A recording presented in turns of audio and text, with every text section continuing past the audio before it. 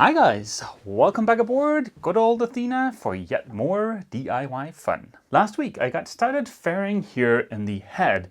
This week it would be awesome to get the head that's going to go right there all plumbed in. That will mean having to finish this area. I'd also love to get started on the shower pan and the waterproof hatch that's going to keep the shower water out of the technical compartment. If you're new to my channel, I've spent the last 5 years refitting Athena, complete with a bunch of structural repairs, building a new rudder, painting the top sides, rebuilding the interior, and converting the galley from propane to electric. As of today, there's only 82 days until my fiancée Ava and I want to start the long journey to bring Athena from Europe to the US. So I better head up to the workshop and get started on the waterproof hatch. There's a lot more room up here, so it's much easier to work on something like the hatch up here. Now the reason we want to sail Athena to the US is because Ava is a US citizen and I'm a Danish citizen. And for us to have a common base, one of us needs to get dual citizenship, and it's much easier for me to get dual citizenship in the US compared to Ava getting it here in Denmark. If you're worried about me not posting DIY content anymore after we leave, you have absolutely nothing to be worried about. There's plenty of stuff aboard Athena that's not going to be done, and I'm sure we're going to find stuff that we want to change too. So that's why we're spending the first winter in Scotland and Ireland before we start heading south and crossing the Atlantic. So yeah, plenty of more DIY stuff coming up. But enough yammering on, let's get on to the hatch. This piece of foam core is what I cut out of the foam bulkhead between the shower and the head, and this is what's going to turn into the waterproof hatch. To keep the shower water out of the technical compartment, I picked up this seal. This needs a 1 to 1.4 millimeter thick flange to smush onto, so we need to create that on the hatch. If I mess up the flange, or it turns out that 4 millimeters is a little bit too flimsy, there are plenty of other variations of this guy available, but let's start out with a 4 millimeter flange and see how that works out. I taped in place a piece of plastic, making sure it was nice and tight. I then removed the little bit of excess epoxy from the foam. I have a bunch of this glass left over from when I rebuilt the deck. It's pretty thick, something like 800 or 850 gram. It's perfect to build up a lot of thickness fast. For the two outermost layers, I'm using a 300 gram double bias to get a little bit less texture. I mixed up the first cup of epoxy and wetted out some peel ply. It's easiest to wet out the surface first and then place the peel ply on top of that, otherwise you're stuck fighting the peel ply. The heavy fiberglass requires quite a bit of epoxy to wet it out. As you can see, I'm really pouring on the epoxy here, but I don't get any excess squeeze out when I'm going over it with a thin roller. That basically means it's the perfect amount. The last step was to smush the foam in place and cover everything up to not contaminate it. I spent a few hours polishing more pieces of the new toe rail. I figured out it's best if I only do a few hours a day, otherwise my fingers get this kind of humming feeling to them, almost like when your arm or leg falls asleep. But the great news is I am making good progress on the polishing. Everything you see on this side of the table, this stuff right here, is done. I just have the 3 pieces over here left to do. Or that's to say the 3 pieces and my Everest, the arch itself. There's going to be a lot of hours going into this before it's all shiny and nice. Slight change of plans. It turns out the anti-siphoning loop for the intake for the head is back ordered. So yeah, I'm not going to be able to plumb the head in this week, but that's okay. I've been living aboard for 6 years without a head, so what's a few more weeks? There is still plenty of the stuff we can make some progress on though. Yesterday I did the rough trimming of the flange on the hatch, and there it is, smushed in place. It looks pretty good. I also applied the last bit of fairing compound to all of the flat surfaces. There's still a little bit of work ahead of me on these outside corners here, and I've also got some inside corners that needs little fillets. But yeah, progress is being made. I also spent more time than I care to admit trying to figure out the best and easiest way of building the shower pan and whatever is going to cover up the poop tank so we don't have to look at it. At the aft end of the shower, the clearance between the plywood sole and the hull is about yay much. So it's not going to be worth it to sort of countersink the shower pan to gain more headroom. I'm going to have to build the shower pan on top of the plywood sole. And on the outboard side of the shower pan, there's going to have to be some sort of flange that's going to extend up underneath whatever is going to cover up the poop tank so we don't get a bunch of water in there.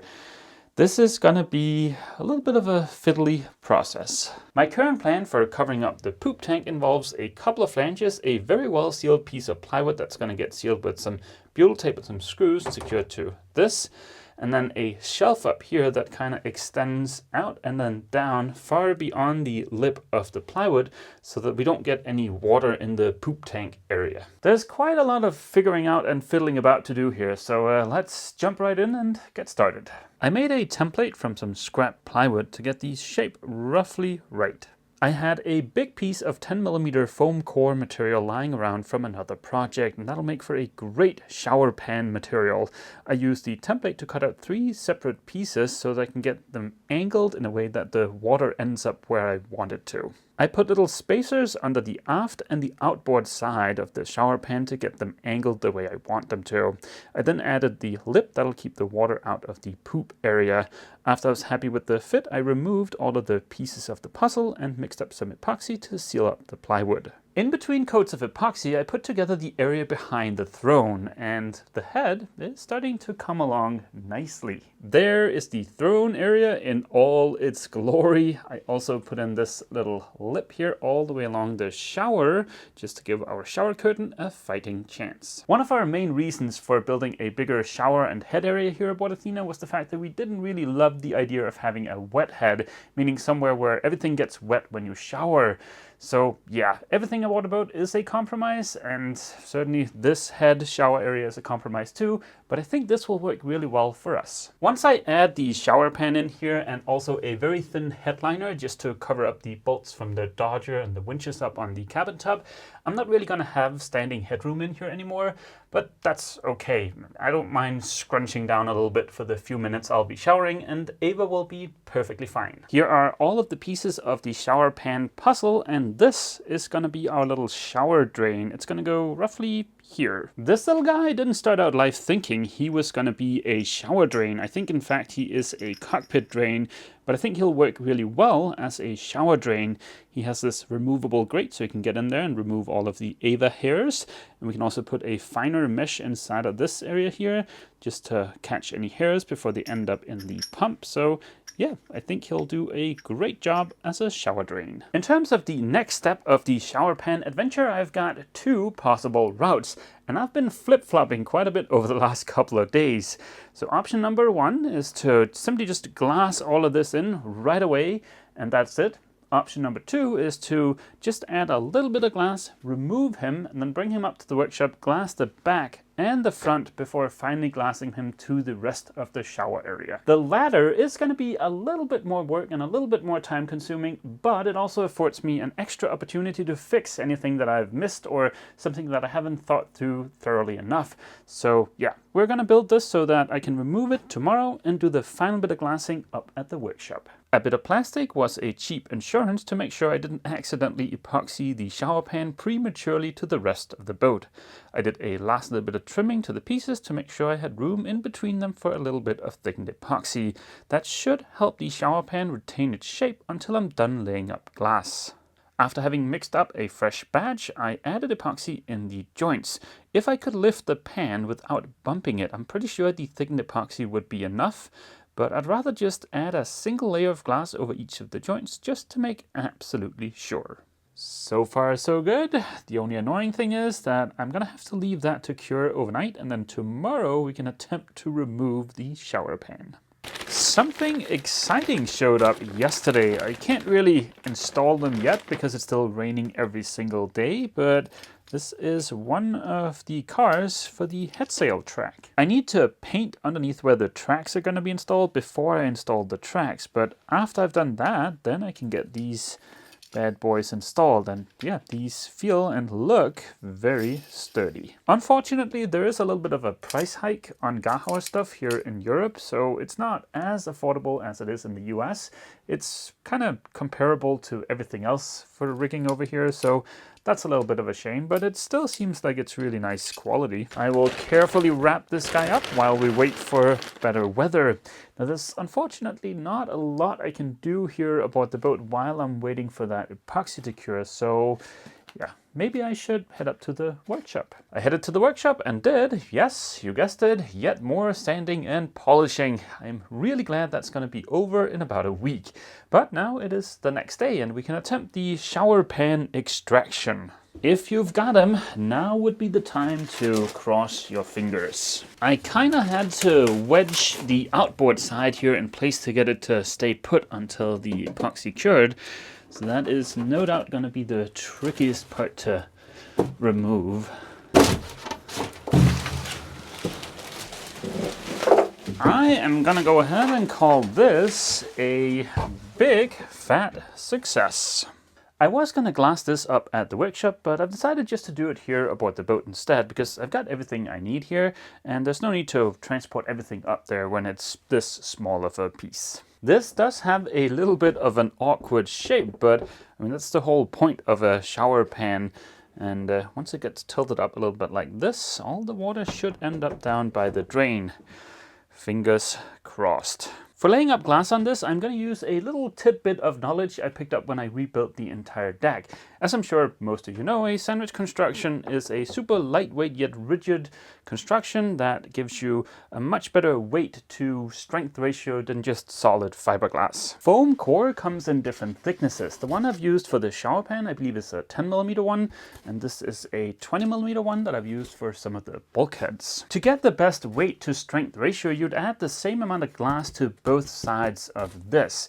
Yet, on something like the deck, the bottom skin is about half the thickness of the top skin. That is done to improve impact resistance. And I'm going to do the same thing for the shower pan here. And I'm sure you're thinking, but wait a minute, Mess, how heavy is your bar of soap? And well, it's not that heavy. It's a pretty standard bar of soap. But this is going to be in between us and the technical compartment. We are going to be storing stuff in here. There's going to be heavy items in here like starter batteries and tools and stuff like that. And to get access to that, we're going to have to go through the shower. So yeah, having a little bit of extra impact resistance on the shower pan would probably be a good thing. There's one area on this shower pan that's going to be a right pain in the behind, and it's this lip back here. Laying up glass on a vertical surface is always annoying, but let's just start with a little bit of sanding to prep this stuff to get a good bond. I've switched to using a new system of epoxy, and the new stuff doesn't cure as quick as the stuff I used to use. So yeah, some of that wasn't as cured as I would have liked it to have been, so the sanded areas look kind of horrible. But I think we'll be okay. This is the same 300 gram stuff I used for the watertight hatch. I am hoping to get between 10 and, well, let's say 10 to 12 layers on the shower pan. I don't have enough fiberglass for that, and I also don't have enough epoxy. So the last few layers will have to wait until next week. I mixed up yet more epoxy and thoroughly wetted out the foam before adding the first bit of glass. The foam sucks up a little bit of epoxy, and any excess is going to get sucked up by the glass. I was able to get 4 layers on there before I started running out of epoxy. I stopped before that happened so that I had enough left to add some peel ply. That'll mean no sanding in between the first 4 layers and the remaining 8 layers. This thing is starting to look pretty dang spiffy. Now, if I had had enough epoxy, I would have added all of the layers at once. There's no reason not to do that, and you save on consumables, you save a little bit on time. It's just, in general, the easier way of going about doing it. The new epoxy is a non-blushing epoxy, so I don't have to worry about that. But the peel ply is still worth it because I won't have to do any surface prep. That might be slightly overstating it because I can already see a little bubble underneath the peel ply over in this corner up here, because peel ply doesn't really like to conform to shapes. So yeah, if you've got any kind of shape, you'll easily end up with a little bubble like that. That's still a lot less sanding that I'd otherwise have to contend with. So yeah, that's fine. Now let's crank the heat in here and head up to the workshop. Up here there are more spiffy things waiting to be installed aboard the boat as soon as it stops raining. This is Athena's spiffy new life raft. This is from Viking. It's called the Rescue Pro. I really hope we don't ever need to see the inside of that thing, but it is reassuring to know that we've got what I think is probably the spiffiest life raft on the market. And we also have the official cradle for it. The plan is to install this guy up on the cabin tub. I think that's going to be the best location for him. Right next to the life raft is another spiffy item, Ava's new Sailrite sewing machine. I'm going to leave this all packaged inside of its box here until Ava shows up in 48 days. I've got a feeling there might be a bit of canvas work in an upcoming Sail Life video. Yesterday when I was sanding the backs for the end caps here, I got acquainted with one of stainless' more annoying properties. The fact that it likes to contract when it gets hot. Yep, this used to be completely straight and flat. Now it is a delightful curve. I was using 120 and 240 grit floppy disks on this thing just to try and save a little bit on the Scotch-Brite pads because those are really expensive. But yeah, clearly that was a bad idea. I did the same thing to these two pieces. They're not as curvy because they're not as long, but I'm hoping that I can straighten them out again either by pounding them a little bit or by just simply grinding the other side and heating that up too. To polish the arch, I picked up a bunch of these guys and yeah, that works fairly well, except if you hold this guy at an angle, they tend to kind of just self-destruct. Martin is a far better welder than I am, so a little bit later today he is going to help me out by finishing all the welding on the arch. When that's done, well, then I can get started polishing all of this. I polished a small little sample section here of the arch yesterday, and it was pretty straightforward. I don't think it's gonna be all that bad. Monday, I am gonna order a bunch of these Scotch-Brite ones because they don't seem to have the tendency to self-destruct, so they're a little bit nicer to work with. But yeah, we can still get started and take care of the welds with this 120 grit here once Martin is done with those. I fired up the trusty old angle grinder in an attempt to straighten out the end cap backs, and it freaking worked like a charm. They're now nice and straight. Lesson learned, no more floppy disks on the backs. Martin did a little bit of welding and the arch is now fully welded, so all that remains now is just a ton of polishing. These two things might have caught your eye. That's how cables from, for instance, the solar panels are going to come from these tubes in the arch and then go into the boat. These have nice flared tops in an attempt to minimize chafing, and there are two of them on each side. We also added one of these on each end cap just to make sure that there's not going to be any kind of flexing in this side over here. Both Martin and I had a go at this guy, but yeah, these things just keep exploding right and left. And they are about $5 a pop, so yeah, I would rather they not explode. So I'm gonna hold off on doing any kind of sanding or polishing until we've figured out this little mystery. I'm puzzled as to what is wrong with the pipe sanding setup because the belts were purposely bought for that type of machine, so I don't get why they're exploding, but we'll figure that out. At least the shower pan is coming along nicely, and this seems nice and cured. Of course, I still need another 8 layers on the top and 4 or 5 layers on the bottom, but I think this is going to turn into a really nice shower pan. Along with the fiberglass for the shower pan, I've also ordered enough fiberglass that I can hopefully go ahead and finish the watertight hatch next week. I'm planning on using 4 of this type of latch here to seal the hatch, 1 in each corner. Now, I'd ordered this because I thought I was going to use this type and I just wanted one to check the size and stuff. But while I was waiting for this to show up, I found one that was even better. Now that one is out of stock, but it's supposed to be back in stock in a couple of weeks. I've also made another change to my hatch design here. I was planning on using this seal, but there's a little bit of a downside to this type of seal. The big upside to this type of seal is that it leaves a really nice finish because it covers up the edge here. But it also leaves a little bit of a lip here on the outside of the hatch. I'm afraid soap and gunky water is going to collect in here, and that's just going to be a nightmare to keep clean.